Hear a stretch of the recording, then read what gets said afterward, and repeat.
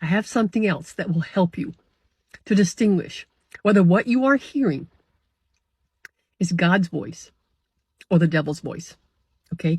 God's voice will always bring life to the new creation in you and death to the old nature.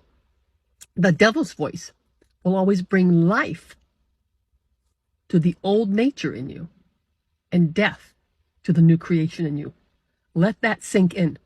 That old nature in you died on the cross with Jesus. And when you arose with Jesus, you arose as a new creation. So God will no longer speak to that old nature in you. He will only speak to the new creation in you. But you see that the devil does not like that. When he comes to you, he will always speak to the old nature in you because you still have it inside of you, even though God, in his eyes, it no longer exists. It's a done deal. You are now a new creation. But that old nature will remain inside of you until you get to heaven. Because God cannot separate that from your spirit just yet.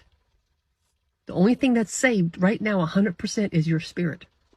You still struggle. That's how you know you still have that old nature inside of you, and your body is still corruptible. That's why you know your body has also not been redeemed. So remember though, even though we still have that old nature inside of us, to God it is dead. Okay? It has died on the cross with Jesus, and you are now a new creation in Christ. God living inside of you. And when God speaks to you, he will always speak to that new creation in you. Keep that in mind. If anything is attacking your mind, anything about your old nature, it is not God, it is the enemy, because he wants you to ignore that new creation. He wants you to keep your focus on yourself. It is not about us anymore. It's about Jesus and Jesus living his life through us and him getting the glory through our lives. That's what it's all about. So remember, when God speaks to you, he will speak to the new creation in you. He will speak life to the new creation in you and death to the old nature.